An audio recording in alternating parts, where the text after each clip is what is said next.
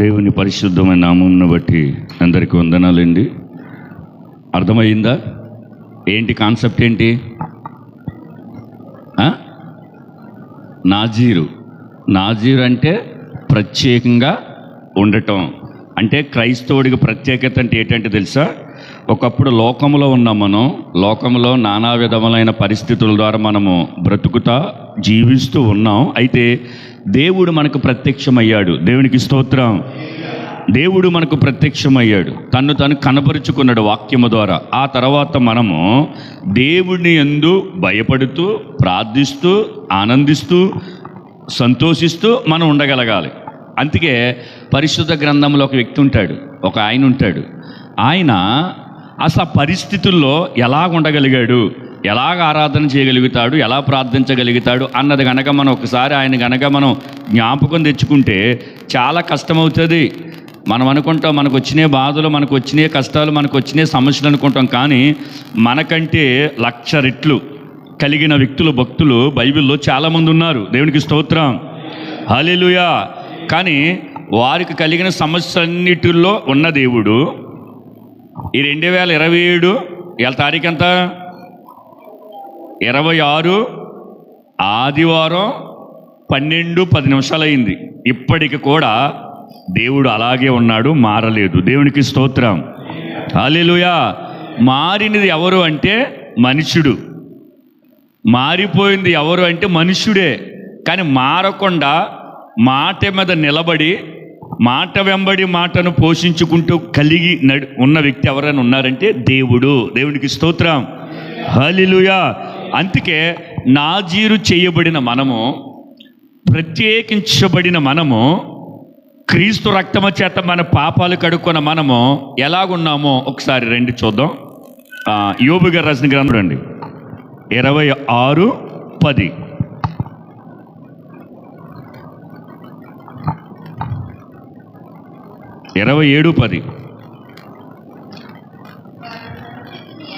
చూడండి. వాడు సర్వశక్తిని యందు ఆనందించునా, వాడు అన్ని సమయములలో దేవునికి ప్రార్థన చేయునా, వాడు అన్నదే ఇప్పుడు మనం విన్న వాక్యానికి అన్వయించుకుందాం. వాడు అంటే ప్రత్యేకించబడిన వాడు, లేదా నాజీరు చేయబడిన వాడు, క్రీస్తు రక్తము చేత కడగబడిన వాడు, స్త్రీ అయినా పురుషుడైనా వాడు లేదా ఆమె సర్వశక్తిని యందు ఆనందించునా. అంటే ఆనందించున్న మాట ఎందుకన్నాడు? ఇప్పుడు క్రీస్తు రక్తం చేత కడగబడినావు, ప్రత్యేకించబడినావు, క్రీస్తు కొరకు బ్రతకాలని ఉద్దేశం కలిగి ఉన్నావు. అయితే ఆనందిస్తున్నావా, బాధపడుతున్నావా? అప్పుడు మనం ఏం చెప్పాలి? మనకు కలిగిన బాధలు, ఇరుకులు, ఇబ్బందులు ఎన్నో ఉంటాయి. కానీ మనము వాటి యందు మనము దిగులు పడకుండా, పౌలు గారు అంటాడు కదా, ఎఫెసీయుల పత్రికలోనే ఉంటుంది అనుకుంటా, నేను చెబుతున్నాను, మరలా చెబుతున్నాను ప్రభునందు. చదవండి ఒకసారి, అది ఎక్కడుందో చదివి మళ్ళీ వచ్చింది, వెంటనే వచ్చిండు.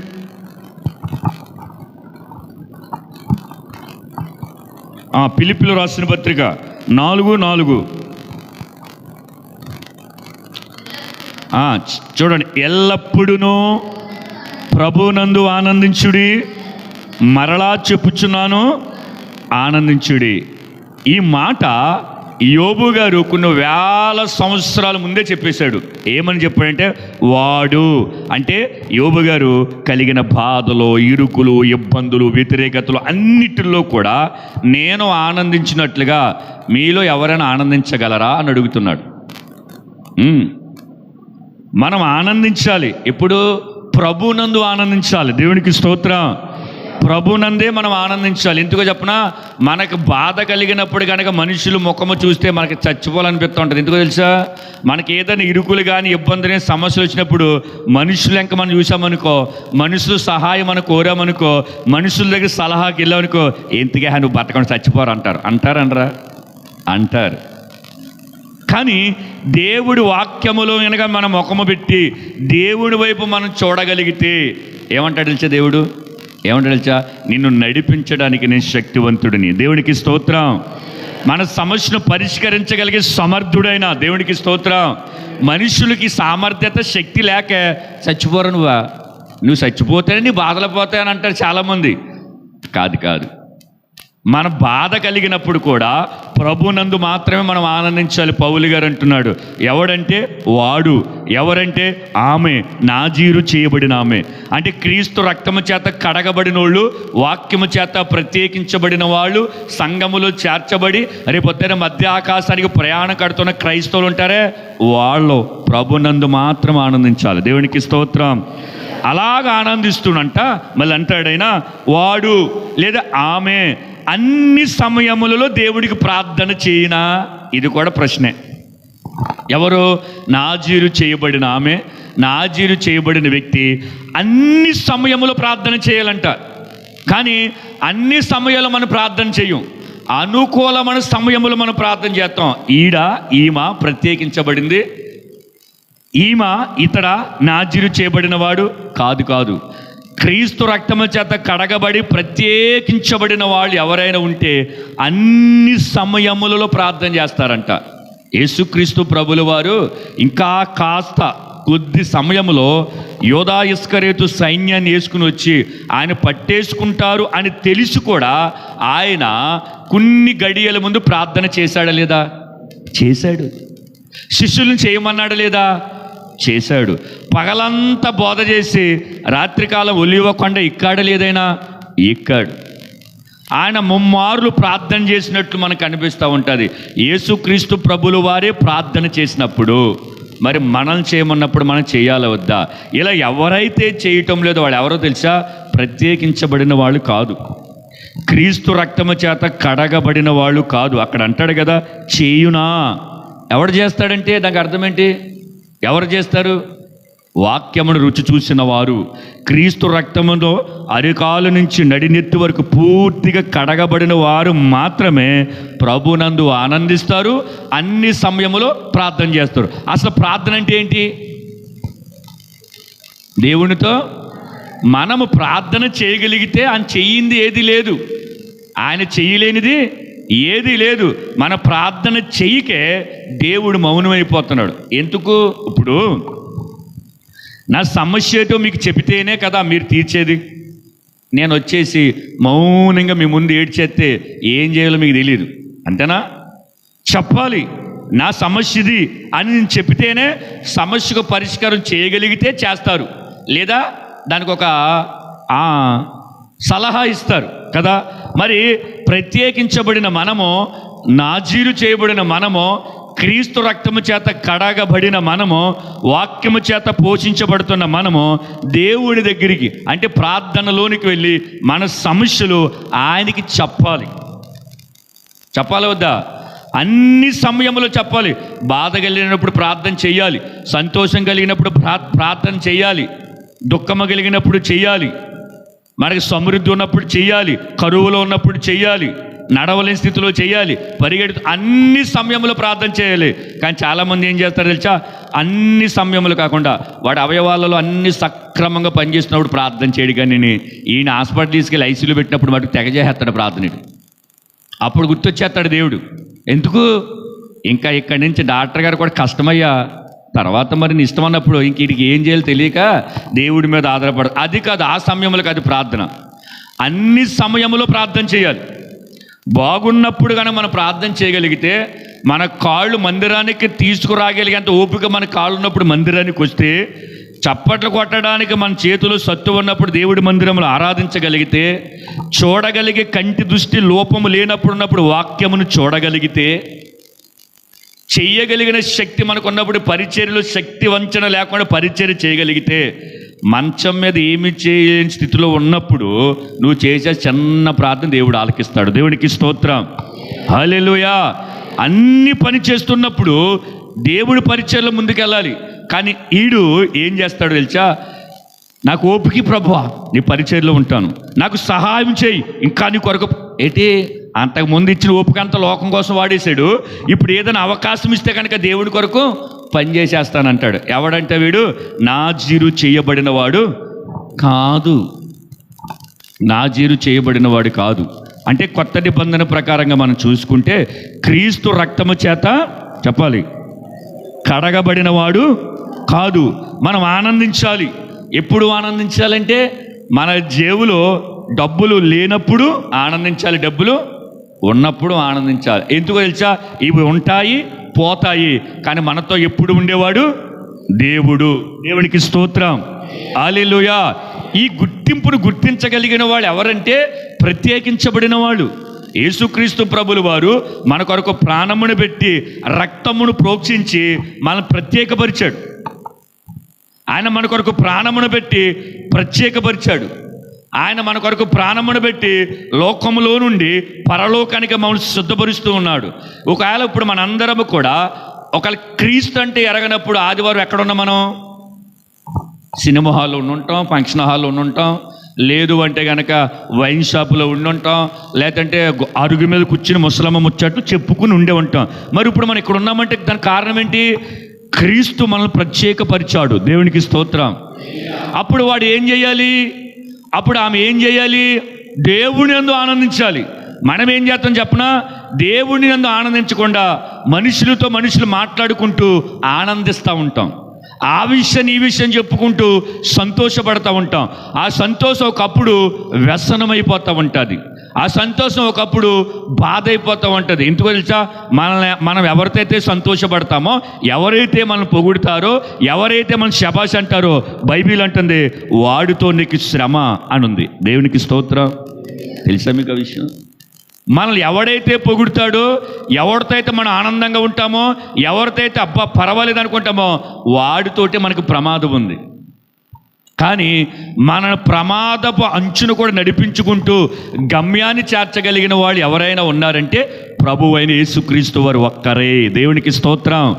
కాబట్టి మనందరము కూడా మనకు కలిగిన గర్భఫలమును బట్టు, మనకు కలిగిన ఐశ్వర్యమును బట్టు, మనకున్న ఇల్లుని బట్టు, మనకున్న ఉద్యోగమును బట్టు ఆనందించకూడదంట. ఎవరిని ఆనందించాలి? అక్కడ పదాన్ని దేవుడు అని పెట్టొచ్చు, కానీ అక్కడ మళ్ళీ సర్వశక్తి అంటే సర్వ అంటే ఆయన ఏదైనా చేయగలిగిన వాడు, సర్వము నెరిగిన సర్వేశ్వరుడైనా. ఆయన చెయ్యలేదంటూ ఏది లేదు. ఒక వ్యక్తిలో దుఃఖం ఉండగా సంతోషాన్ని తీసుకురాగలడు, సంతోషాన్ని దుఃఖంగా మార్చగలడు ఆయన. మనం ఏం చేస్తాం చెప్పనా? ఈడుంటే చాలు నాకు ఆనందం, ఇది ఉంటే చాలు నాకు ఆనందం, అబ్బా నాకు ఇల్లుంటే చాలు నాకు ఆనందం. ఏమున్నా లేకపోయినా పర్లేదు, ఇల్లుంటే చాలు అండి, అంతకన్నా ఆనందం ఏముంది? ఏమున్నా లేకపోయినా పర్లేదండి, పిల్లకి పెళ్ళి అయిపోతే చాలండి, అంతకన్నా ఆనందం ఏముంది? ఏమున్నా లేకపోయినా పర్లేదు, నాకు గర్భఫలం ఇచ్చేస్తే చాలు దేవుడు, ఇంకేముంది అని వాటి యందు మనం ఆనందపడతా ఉంటాము. కానీ దేవుని యందు చెప్పరే. ఎందుకంటే దేవుడు మాట్లాడాడు కదా, అంత మనుషులు మాట్లాడినట్టు మాట్లాడాడు కదా దేవుడు. నా ఇంటి ఎదురుకున్న ఆవిడ మాట్లాడినట్టు, నా స్నేహితుడు మాట్లాడినట్టు, నా బెస్ట్ ఫ్రెండ్ మాట్లాడినట్టు దేవుడు పెద్ద ఏం మాట్లాడ కదా అని అనుకుంటాం మనం. నేను అంటాను, దేవుడు మనతో మాట్లాడుతున్నాడు కాబట్టి మనం బ్రతుకున్నాం. దేవునికి స్తోత్రం, హల్లెలూయా. మనుషులు మనతో మాట్లాడుతూ ఉంటుంటే అదే స్నేహం అనుకుంటాం, అదే మంచిది అనుకుంటాం, కానీ దానిలో ప్రమాదం ఉన్నది. ఇర్మియా అంటాడు, ప్రతి వాడు తంత్రగుట్టయ్యి ఏంటంట తన పక్కింటోడు కొంప ముంచేస్తాడండి బైబిల్లో. అంటే తన సహోదరుని కొంప ముంచును. అందుకే మనకు ఆనందం ఉండాలి. పౌలే గారు అంటాడు కదా, ఆనందించండి, అస్సలు తప్పేమి కాదు. యోబు గారు చెప్పిన దానికినే పౌలు గారు దాన్ని ప్రోత్సహిస్తూ అంటున్నాడు, ఆనందించండి, కానీ ఎల్లప్పుడూ ఆనందించండి. ఎవరు యందు? సర్వశక్తిని యందు ఆనందించండి. ఎవడైనా ఆనందించగలడా? సర్వశక్తిని యందు ఎవడైనా ఆనందించగలడని యోబు గారి ప్రశ్న ఎత్తి పౌలు గారి జవాబు చెబుతాడు, ప్రభునందు ఆనందిస్తున్నాం ఇక్కడ మేము. దేవునికి స్తోత్రం. ఎల్లప్పుడూ ఆనందిస్తున్నాము మేము ప్రభు. దేవునికి స్తోత్రం. పౌలు గారు చెప్తున్నాడు సంఘానికి, ప్రభునందు ఎల్లప్పుడూ ఆనందించండి. ఎల్లప్పుడు ఎల్లప్పుడు పడుకున్నప్పుడు, లేచినప్పుడు, మీకు కలిగినప్పుడు, లేనప్పుడు, ప్రయాణం చేసినప్పుడు, ప్రయాణించి తిరిగి వస్తున్నప్పుడు, మన రాకపోకలు అన్నిటిలో కూడా మనం దేవుని యందు ఎల్లప్పుడూ ఆనందించాలి. దేవునికి స్తోత్రం. హబకుకు తీయండి ఒకసారి. ఆనందం అంటే అక్కడ ఒక భక్తుడు ఒకరంటి ఆనందం కలిగి ఉన్నాడు. హబకుకు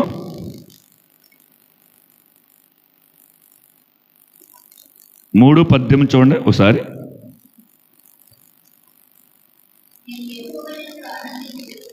నేను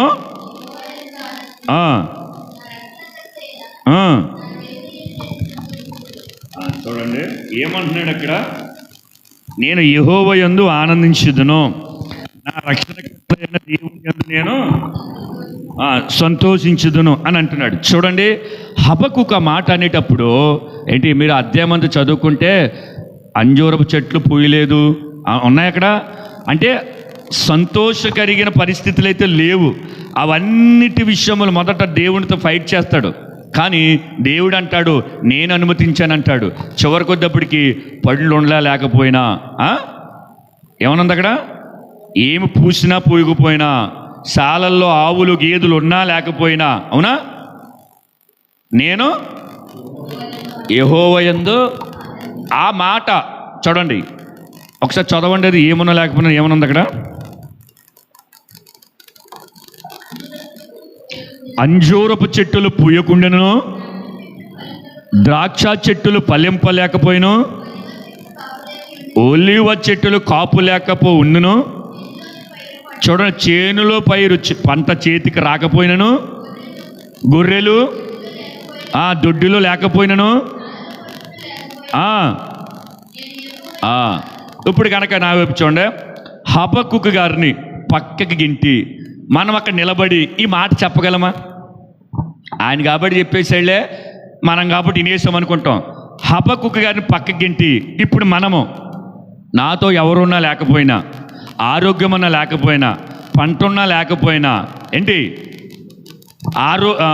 నాకు ధనమున్నా లేకపోయినా, నా ఇంట్లో అన్ని సమృద్ధిగా ఉన్నా లేకపోయినా, నాకు ఇల్లు ఉన్నా లేకపోయినా, నేను యెహోవా యందు ఆనందిస్తాను అని చెప్పగలరా మీలో ఎవరైనా? చెప్పగలిగిన వాళ్ళు ఎవరైనా ఉంటే వారు ప్రత్యేకించబడిన వాళ్ళు. వాళ్ళకే ఉంటుంది ఆ ప్రత్యక్షత. నాజీరు చేయబడిన వాళ్ళకే ఉంటుంది ఆ భారం. కానీ ఇక్కడ ఈయన చెప్పినట్లుగా మనం చెప్తామా? చెప్పం.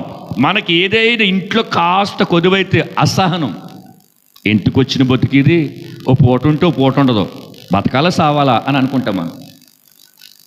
నేను అంటాను, ప్రభు అంటాడు, ప్రభు మాట చెప్తున్నాను, ఆకాశ పక్షులను చూడండి. చూసారా? చూడమన్నప్పుడు బయటికి వెళ్ళి చూసి వచ్చారు మీరు. ఆయన చూడమన్నాడనా? అప్పుడు ఏం చేయలే, చూశాను ప్రభువా అనాలి మీరు. చూసారా? చూశారు. అవి నాగలు తెచ్చేసి దున్నేసి నీరెట్టేసి విత్తనాలు జల్లేసి కూలోళ్ళు పెట్టి కలుపు తీసి పంట చేతికొచ్చి అవి గోదాములోని దాచుకుంటాయా? పక్షులు ఉంటాయా? అవి విత్తవు, కోయవు, గరిసెలలో దాచుకోవు. వాటిని పోషించిన దేవుడు మిమ్మల్ని పోషించలేనా? మీరు పక్షుల కంటే చూడండి, మనము పక్షుల కంటే శ్రేష్ఠులమైన మాట ఎవరికి గుర్తుంటుందంటే నాజీరు చేయబడిన వాళ్ళకి. నేను ప్రత్యేకించబడ్డాను, ఈ రోజున కడుపుతో ఖాళీ కడుపుతో ఉన్నాను అంటే దేవుని చిత్తం ఏదో ఉన్నది. మనం కూడా అప్పుడు ఈ ఆకలి బతుకు ఓ ముద్దెట్టదో ఈ బ్రతుకు బ్రతికిన ఒకటే చచ్చిన ఒకటి అని అనుకున్నవాడు నాజీరు చేయబడి ప్రత్యేకించబడిన వాడి లక్షణాలు కాదు అక్కడ. ఇక్కడ ఈయన అంటాడు, ఏమున్నా లేకపోయినా, ఉన్నది పోయినా పోకపోయినా, వచ్చినా రాకపోయినా, నేను అనుకున్న ఆలోచన ప్రకారంగా క్రమముగా జరగకపోయినా, నేను మాత్రం ప్రభునందు మాత్రమే ఆనందిస్తాను అని అంటున్నాడు. దేవునికి స్తోత్రం, హల్లెలూయా. అలాగ ఆనందించగలగాలి. అలాగ ఆనందించేవాళ్ళు ఎవరు అంటే వాక్యమును భుజించిన వారు, వాక్యమును ఎరిగిన వారు, క్రీస్తు రక్తములో పరిపూర్ణంగా కడగబడిన వాళ్ళు. ఆ ఆనందం ఎవరు మన దగ్గర నుంచి దొంగిలించలేరు. తెలుసా మీకు ఆ విషయం? లోక సంబంధమైన ఆనందం చూడండి, మనకి ఏదైనా అనుకోకుండా కలిగిందనుకో ఎంత ఆనందపడిపోతూ ఉంటామో. అనుకోకుండా, అది మనది కాదు అంటే ఎలా చెప్తున్నప్పుడు మనకి డబ్బు బ్యాగ్ దొరికేసిందండి, ఎంత ఆనందం వచ్చేద్ది, మనది కాదు. మళ్ళీ ఎవడో వచ్చి పట్టుకెళ్ళిపోయాడు, ఎంత దుఃఖం వేసేద్దో. నేను అంటాను, మనది కానిది దొరికినప్పుడు ఉన్న సంతోషం, మనది కానిది మళ్ళీ వెళ్ళిపోయినప్పుడు ఎందుకు ఉండదో సంతోషం. అర్థమైందని చెప్పింది. మనుషుల బుద్ధి ఇటువంటిది. మనది కాదు కానీ ఆనందం. అలా కాకుండా డబ్బు బ్యాగ్ దొరికిందని ఎదురేసుకుని బోర్ని నెడతారు ఎవరైనా? ఏడవరు, అయ్యో నాకు డబ్బు దొరికింది బాబోయ్, నాకు డబ్బు దొరికింది, ఏం చేయాలి తెలుస్తుంది ఎవరని ఎడుతారా? ఏడవరు. సంతోషం ఆనందం, ఎక్కడ లేని ఆనందం వచ్చేది. ఈ లోపల బ్యాగ్ కూడా వచ్చేసి తీసుకెళ్ళిపోడు. అప్పుడు కూడా అదే ఆనందం ఉంటుందా? ఖచ్చితంగా ఏడిపోతుంది. మనది కానిది మన దగ్గరికి వచ్చినప్పుడు ఉన్న సంతోషం, మనది కానిది వెళ్ళిపోయినప్పుడు ఎందుకు ఉండదు సంతోషం? కొందరికి ఉంటుంది. వాళ్ళు ఎవరంటే క్రైస్తవులు. దేవునికి స్తోత్రం. ప్రత్యేకించబడిన వాళ్ళు. ఎందుకంటే ఇది శాశ్వతం కాదు, ఇది అశాశ్వతమైనది. నా యేసు ప్రభువు చెప్పాడు, ధనమును కూర్చుకోకుండి, ఈ లోక సంపద మోసకరమైనది, అది రెక్కలొచ్చి ఎగిరిపోతుంది. ఈ ధనము కోసం ప్రయాసపడినోడు విశ్వాసం నుంచి తొలగిపోయి తమ్మును తామే పొడి చేసుకున్నారని మనం తిమోతికి పత్రిక చెప్తూ పౌలు గారు హెచ్చరించినప్పుడు మనకి పెద్ద బాధ అనిపించదు. దొరికినాకో ఎవరిదో పోయింది, చూద్దాం ఎవరిని వస్తారేమని అక్కడే ఉంటాం. వాళ్ళు రాగానే దొరికిన దానికంటే వాళ్ళకి ఇచ్చే సంతోషం క్రైస్తవుడిలో కనపడుతుంది. దేవునికి స్తోత్రం. నిజమైన క్రైస్తవుడు, ప్రత్యేకించబడిన వాడు, క్రీస్తు రక్తము చేత కడగబడి నాజీరు చేయబడిన వాడు, ఏదైనా వాడిది కాంది వాడి దగ్గర ఉన్నప్పుడు దుఃఖపడిపోతూ ఉంటాడు. అరే ఇది నాది కాదే, ఇది వాళ్ళకి వెళ్ళిపోవాలి, వాళ్ళకి ఇచ్చేయాలి అని మనం అక్కడ వెతుకలాడుతాం. అవసరమైతే ఎదురు చూస్తాం. అది చెందిన వ్యక్తి కనుక వచ్చి ఇది నాదే అని అన్నప్పుడు, అది ఇచ్చేటప్పుడు ఆ సంతోషం ఒక క్రైస్తవులని కనపడుతుంది. దేవునికి స్తోత్రం. హల్లెలూయా. ఎందుకో తెలుసా? ఇది నా దగ్గర ఉండటం కంటే ఇది నీది, నీ దగ్గర ఉండటం నా ప్రభు కోరుకుంటున్నాడని ప్రభునందు ఆనందిస్తారు ఎవరైనా. దేవునికి స్తోత్రం. హల్లెలూయా. అది ₹1,00,000 ₹1 అవని గమనించండి. ₹1,00,000 బ్యాగ్ అవని ₹1 మనది కానిది మన దగ్గర ఉండకూడదు. ఒకవేళ ఉంటే నాజీరు చేయబడిన ఒక క్రైస్తవుడు సంతోషం ఉండదు. అది ఇచ్చేటప్పుడే ఉంటుంది సంతోషం. దేవునికి స్తోత్రం. హల్లెలూయా. ఎందుకో తెలుసా? మనము ప్రభు కొరకు లోకములో నుండి కొనబడ్డాం. ఏంటంట? కొన్నాం. ఎలా కొన్నాం? ఎలా కొనబడ్డాం? మనం ఎంత ఇచ్చి కొనబడ్డాం?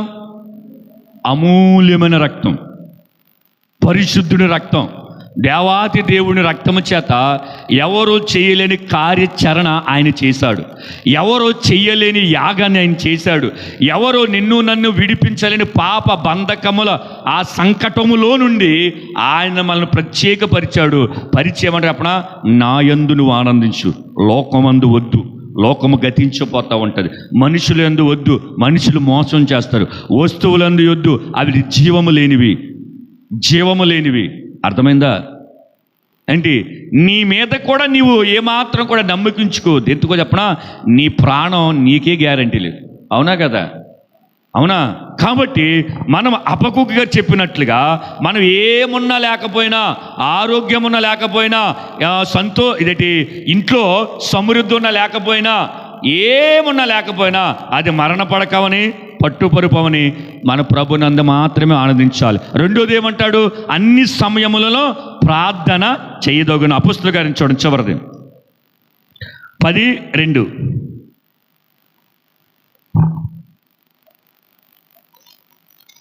అన్ని సమయములో ఇది ఒకటే క్రైస్తవుడు చేయలేడు.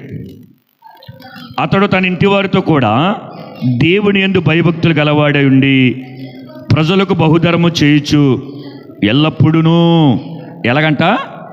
ఎల్లప్పుడూ. ఎవరంట ఆయన? కొర్నేలి పెద్ద అధికారి. అంటే ఇప్పుడు మన భాషలో చెప్పాలంటే ఆయన పెద్ద ఉద్యోగస్తుడు. మనకు ఉండే బోర్డు ఉద్యోగాలకే ప్రార్థన చేయం, సమయం అయిపోతుంది, పనికి వెళ్ళాలి. అయితే అంతగా చెప్తాను, ఇది వినండి. పనికి వెళ్ళిపోయేంత తొందర, స్కూల్కి వెళ్ళిపోయేంత తొందర, పెళ్ళికి వెళ్ళిపోయేంత తొందర, సావు దగ్గరికి వెళ్ళిపోయేంత తొందర, లోకంలో ఫంక్షన్కి వెళ్ళిపోయేంత తొందర ప్రార్థన చేయటానికి ఉండదు. పైగా చాలా త్వరగా చేసేస్తాం ప్రార్థన. ఇక్కడ యోబు గారు చెప్పినట్లుగా వాడు అన్ని సమయములలో ప్రార్థన చేయునా. ప్రార్థన చేయనా అంటే అన్ని సమయములు అంటే చెప్పనా? నీకు అనుకూల ప్రతికూల సమయములో, నీ ఉద్యోగానికి, నీ పనికి, నీ వెళ్ళవలసిన చోటకి వెళ్ళే ముందు నువ్వు 7 గంటలకు వెళ్ళవలసి వస్తే నువ్వు 6ంటికి లేచి గంట ప్రార్థన చేయాలి. చెయ్యాలా వద్దా? చెయ్యాలి. కానీ చేయడు. అందుకే అన్నాడు, వాడు చేస్తాడా? చేయడా అన్నాడు యోబు. అన్ని సమయంలో వాడు ప్రార్థన చేస్తాడంటే చేయడు. అన్ని సమయంలో ప్రార్థన చేయడు. కానీ ప్రార్థన అనేది అన్ని సమయములు చేసేది. దేవునికి స్తోత్రం. ప్రార్థన ఇప్పుడు చేయకూడదా అని ఎప్పుడైనా విన్నారు మీరు? ఇప్పుడు క్రైస్తవులు ఎక్కడైనా సరే ప్రార్థన చేద్దాం రా అంటే ప్రార్థన ఇప్పుడు చేయకూడదని ఎప్పుడైనా విన్నారు మీరు? ఎక్కడైనా విన్నారా? ప్రార్థన ఇప్పుడు చేయకూడదు అని ఎప్పుడైనా విన్నారు మీరు? 24 గంటల్లో ఎప్పుడైనా సరే చేయొచ్చు, ఎక్కడైనా సరే చేయొచ్చు. తెలుసా? మరి ప్రార్థనకి ఈ స్థలంలో ప్రార్థన భక్తులు, మిషనరీలు వాష్రూముల్లో బాత్రూముల్లో కూడా ప్రార్థనలు చేశారు. తెలుసా? వారిని అందులో బంధించేస్తే, మనుషులు వెళ్ళి ఆ బహిరంగ భూమి సాలలో కూడా బంధించేస్తే ఓ పక్క దుర్వాసనతో కొడతా ఉంటుంటే అక్కడే మోకరించి కూడా ప్రార్థన చేశారు. దేవునికి స్తోత్రం. అంటే ప్రతి క్లిష్టమైన సమయంలో కూడా ప్రార్థన చేయాలి. మనము అన్నీ బాగున్నప్పుడే చేస్తాం ప్రార్థన, అన్నీ బాగున్నప్పుడే దేవుడితో మనం మాట్లాడతాం. కానీ క్రైస్తవుడు చేయవలసింది చెప్పనా, నీ క్లిష్టమైన సమస్యలనే చేయాలి అసలు ప్రార్థన. ఎందుకు చెప్పనా? అన్నీ బాగున్నప్పుడు. తర్వాత విషయం, నీకు ఏది బాగోలేనప్పుడే దేవుడికి ప్రార్థన చేస్తూ చెప్పాలి. అందుకే యోబు గారు చెప్పాడు, అన్ని వేళలా అన్ని సమయములో. ఆ మాట చెప్పిన ఆయన ఎక్కడ ఉన్నాడో తెలిసే చెప్పేసి ముగించేస్తాను. ఆ మాట చెప్పిన ఆయన అంటే వాడు అన్ని విషయంలో దేవుని యందు ఆనందించాలి, వాడు ప్రతి పరిస్థితుల్లో ప్రార్థన చేయాలి అని చెబుతున్న ఈయన ఎక్కడ ఉన్నాడో తెలుసా? వాళ్ళ ఇంటి ముందు బూడిదలో కూర్చున్నాడు. అవునా కదా? బూడిదలో కూర్చున్నాడో, ఒంటిలో ఎక్కడ కూడా చూద్దామంటే ఎంత నిగనగలాడే శరీరము లేదు, ఒళ్ళంతా పుండ్లు. మేము చూడలేదు కదండి, మాకింతగా అనుకుంటున్నారా మీరు? వాక్యము ద్వారా మనం చూసాం, యోబు గారు ఒళ్ళంతా పుండులతో ఉన్నాడు. బూడిదేసేసుకుని ఏంటి, ఇంటి ముందు ఎవరు లేరు, పిల్లలు చనిపోయారు, భార్య వెళ్ళిపోయింది, స్నేహితులు దూరంగా నుండి నిందిస్తున్నారు. పన్నోడు అలా వెళ్తూ ఉంటుంటే, ఊరి ఎలాగ వెళ్ళిపోతున్నా కాబట్టి కొన్ని మంచిలు ఎవరంటే నువ్వు అసలు మాట్లాడక కొంపు వచ్చేస్తుంది దగ్గర అని చెప్పాడు పన్నోడు. అయితే పనివాడి చేత ఇదిగో ఏమంటాడు తెలుసా? నా పనివాడికి నా ఊపిరి అసహ్యమైనది అని అంటాడు. అయినా కానీ పన్నోడు లెక్క చేయలేదని కానీ, భార్య విడిచిపెట్టేసిందని కానీ, పిల్లలు చనిపోరని కానీ, ఆస్తి పోయిందని కానీ, ఏమండి ఆ ఇల్లంతా కూలిపోయిందని కానీ, స్నేహితులు వచ్చి నిందిస్తున్నా కానీ ఆయన దేవుడి యందు ఆనందిస్తున్నాడు. ఆయన ప్రార్థన చేస్తూ ఉన్నాడు. దేవునికి స్తోత్రం. మొట్టమొదటి ప్రార్థన ఏం చేశాడు తెలుసా? యెహోవా ఇచ్చును, యెహోవా తీసుకుని పోయిను, యెహోవా నామమునకే మహిమ కలుగునగాక అని అన్నాడు. ఈ ప్రార్థన అంటే ప్రపంచంలో ఏ మనిషి చేయలేడు, అసలు వల్ల అవ్వదు అసలు. ఎందుకంటే ఒక మనిషికి ఏమైతే కోల్పోతే నిలువనాడు కూలబడిపోతాడో అవే జరిగిన యోబు గారి జీవితంలో. ఆస్తి పోయినా పెద్ద బాధపడాడు ఎవరు, కానీ గర్భమును పుట్టిన పిల్లలు, కనుగొన్న పిల్లలు చనిపోతే ఏ తల్లిదండ్రులైనా సరే తట్టుకోలేరు. కానీ ఆయనకి అన్ని రకాలుగా పరిస్థితులు ఆయనకి ప్రతికూలంగా మారిపోతే ఈయన చక్కగా కూర్చుండి ఆకాశం వైపు చూసి, దేవా నువ్వు ఇచ్చావు, అప్పుడు ఆనందించాను, ఇప్పుడు నువ్వు తీసేసుకున్నావు, అయినా ఆనందిస్తాను, నీకే మహిమ కలుగునుగాక అన్నాడు. దేవునికి స్తోత్రం. అలాగ మనం అనగలమా? అలాగ అనగలిగితే నేను అంటాను, పాత నిబంధనలో నాజీరు చేయబడే ఆ సందర్భం ఏదైతే ఉన్నదో వాడు ఎలాగుండాలంటే మద్యం సేవించకూడదు, అన్య స్త్రీలతో స్నేహం చేయకూడదు, ఎక్కడ పడితే అక్కడికి వెళ్ళకూడదు, శవాన్ని ముట్టకూడదు, ఇలా చాలా పద్ధతులు ఉన్నాయి పాత నిబంధనలు. కానీ క్రీస్తు రక్తము చేత కడగబడి కొత్త నిబంధనలు మనం ప్రత్యేకించబడ్డాం. దుష్ట సాంగత్యం చేయకూడదు. అది మీద మనకి కొన్ని రూల్స్ ఉన్నాయి, అవునా? అపహాస్యులు కూర్చునే చోట కూర్చుండకూడదు. అంటే మన పరును వారి మాటలు పాలిభాగస్తులుగా ఉండకూడదు. శత్రువుని ప్రేమించాలి, లేని వారికి ఇవ్వాలి, అంగి ఉంటే 2 ఉంటే 1 ఇచ్చేయాలి, భేదాలు కటాక్షించాలి. ఇది ప్రత్యేకించబడటం అంటే కొత్త నిబంధనలు. ఎవడంటే వీడు ప్రభునందు ఆనందించేవాడు, ఎవడంటే వీడు ఎల్లప్పుడూ ప్రార్థన చేసేవాడు. ఎలాగనే మనం ఉండగలిగితే ఓ మంచి మాట చెప్తాను ఏంటి తెలుసా? యేసు ప్రభుల వారు వచ్చేస్తూ ఉన్నాడు. దేవునికి స్తోత్రం. ఎవరి కోసం అంటే ఇటువంటి వాడి కోసం. ఇటువంటి వాళ్ళ కోసం ఆయన మధ్యాకాశానికి వచ్చినప్పుడు ఆయన దూతలను నలుమూలలుగా పంపించి ఏర్పరచబడిన వారు సైతము కూడా అవన్నీ నలుమూలలు పోగు చేసుకుని మధ్యాకాశానికి తీసుకుని వెళ్ళిపోతారు. వాళ్ళు ఎవరు అంటే ప్రత్యేకించబడిన వాళ్ళు. ఈ ప్రత్యేకతలో కనుక మనము గురి వద్దకి పరిగెత్తేటట్లు మన కన్నురెప్పలు చూటుగా చూడాలి అనే భక్తుడు చెప్పినట్లుగా ఈ లోకంలో మనము జరుగుతున్న ఎన్నో ఆనందాలు ఉంటాయి, ఎన్నో సంతోషాలు ఉంటాయి. లోక సంబంధమైన సంతోషాలు ఎన్నుంటాయో తెలుసా? అవన్నీ కూడా మనం పక్కన పెట్టి మనం ఎవరినందు ఆనందించాలి? దావీదు అరణ్యములో పరిగెడుతూ ఆనందించాడు, ఏమాత్రం సుఖంలే. యోబు గారు కురుపులతో, మోషే ఎప్పుడు పడితే అప్పుడు చేతులు రాళ్ళు పట్టుకునేవారు తెలుసా? ఇశ్రాయేలు ప్రజలు అంటే మన్నా కావాలి ఎవ్వా కొట్టేస్తాం, నీళ్ళు కావాలి ఎవ్వా కొట్టేస్తాం. ఇలాగ మాట్లాడితే మోషే మీద తిరుగుబడి చేయటం ప్రజల మధ్యన దేవుడి యందు ఆనందించి నడిచాడు. ఎవరో? మోషే. యెహోషువ కాలం వచ్చేప్పటికి మోషే ఉన్న దినాల కంటే రాజులు అధికంగా లెగిస్తే దిగులు పడిపోయాడు. అయ్యి బాబోయ్, మోషే గారు ఉన్నప్పుడు చాలా సవ్యంగా జరిగింది, నేను రాజునైన తర్వాత మొత్తం ఈ భూరాజులందరూ లేచిపోతుందని చెప్పేసి భయపడిపోతే దేవుడు అన్నాడు, యెహోషువ నువ్వు భయపడకు, దిగులు పడకు, నేను నీకు తోడుగా ఉన్నాను. నీవు బ్రతుకున్న దినములనంట ఏ మనుషుడు నీ ఎదుట నిలవాడాడు. చూసారా? అప్పుడు మళ్ళీ ప్రభు నన్ను ఆనందించడం ప్రారంభించాడు. ఇలాగ కనుక పాత నిబంధన అంతా మీరు చదువుకుంటూ భక్తుల జీవితాన్ని పరిశీలించుకుని అలా కొత్త నిబంధనలోకి మీరు వచ్చేస్తే అరణ్యములో పురుగుల మిడతలు తింటూ యోహాను బాప్తిస్మం యోహాను ప్రభునందే ఆనందించాడు. అవునా? అలాగ పౌలు గారు, శిష్యులు, మిషనరీలు వీళ్ళ ప్రాణాలు సైతం పోయేటప్పుడు కూడా ఆ సమయంలో ప్రార్థన చేశారు. వారి చిరఛేదనం చేయబడ్డప్పుడు ప్రార్థన చేశారు.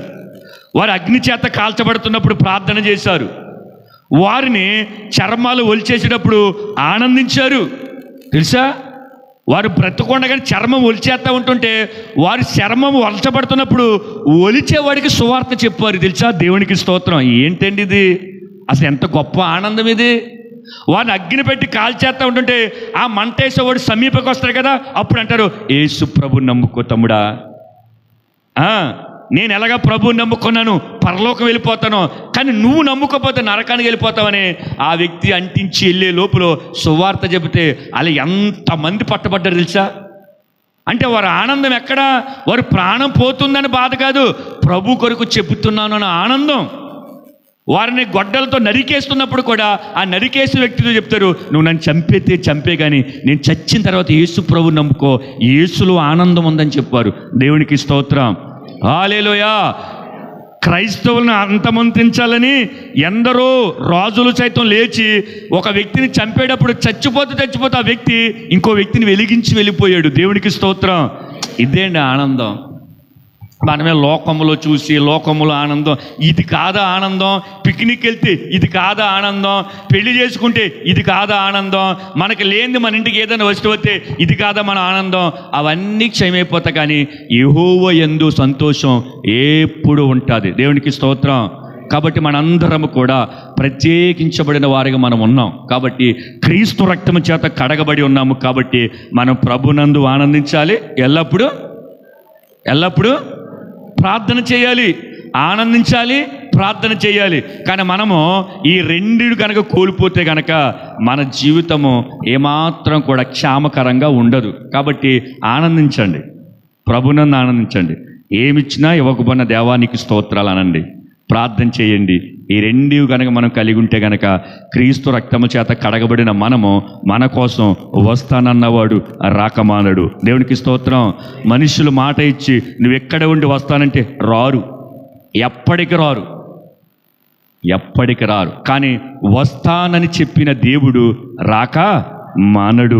పైగా ఎలాగొస్తాడో చెప్పనా? నిన్ను నన్ను తీసుకెళ్తాకే పనివారిని వేవేల దూతలతో, పరిశుద్ధులతో, వేవేల దూతలతో, బోర శబ్దంతో అసలు మనం తీసుకెళ్తాకే ఎంత జనాంగంతో వస్తాడు తెలిసాను మధ్యాకాశానికే.